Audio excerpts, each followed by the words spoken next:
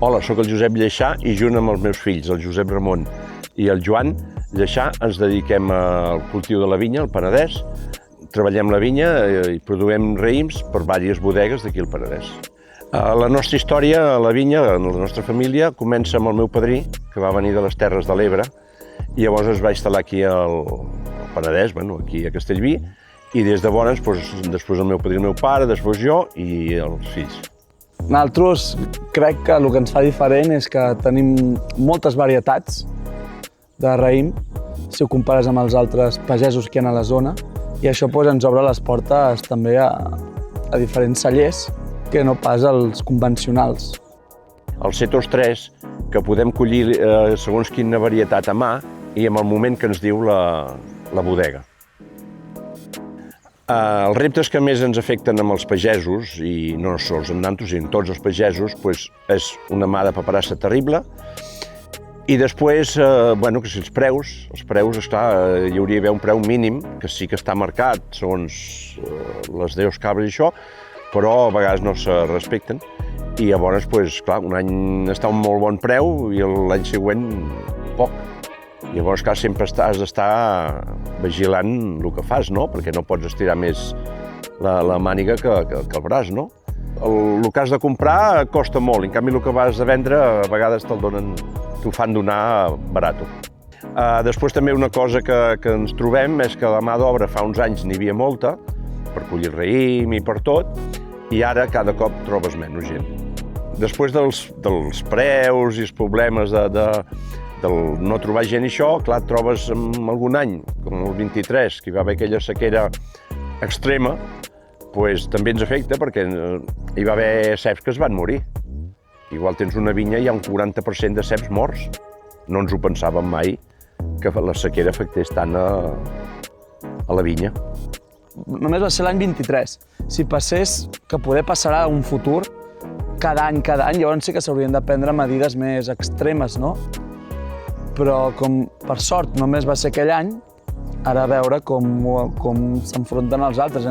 Els ceps han trigat 3 anys a recuperar-se de la sequera.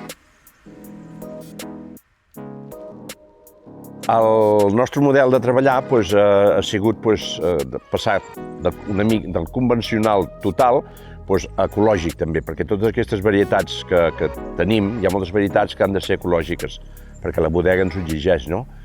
Llavors ell té la part ecològica i el fill petit també, i jo tinc la part convencional. Si les coses no canvien, no hi haurà futur. O sigui, si ens ajudessin, hi hauria futur. Si les coses segueixen tant com van ara, no n'hi haurà. Simplement perquè aquí a la comarca som 4 o 5 joves, quan abans l'edat de mon pare o més eren 30 o 40. Llavors, clar, això arribarà d'aquí 20 anys, si no ens ajuden, que no hi haurà ni un.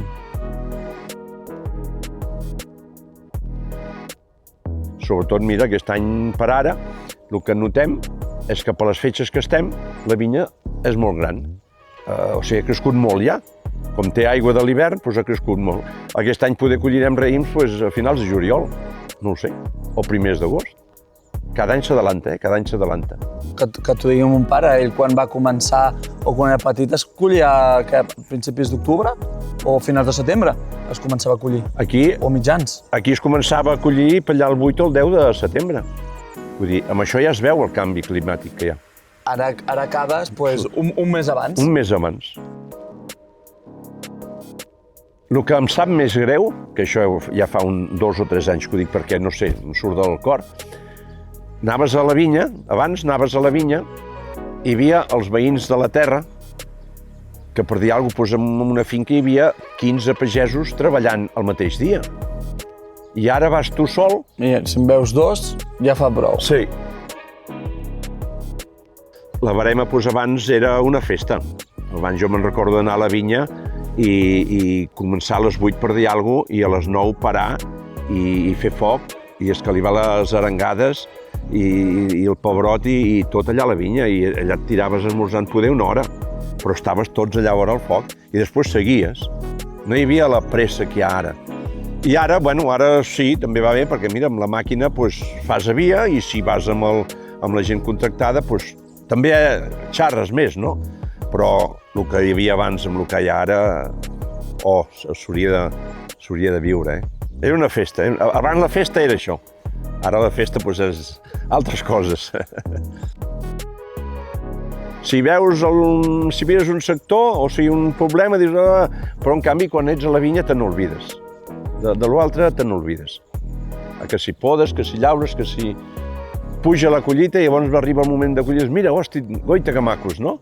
I llavors collir-los i portar-los al celler i tot això és el més maco, sí. És veure, pues, bueno, com també agafes el tractor i vas voltant les vinyes, veus com creixen, veus com les treballes i al final arriba el fruit que dius, mira, pues, aquest l'he fet jo i a veure com surt i després portar-lo a la bodega també, pues, també té el seu, no? I a més que com és la feina que t'agrada, pues, escolta, jo aquí m'hi veig pues, fent l'últim dia, des de luego.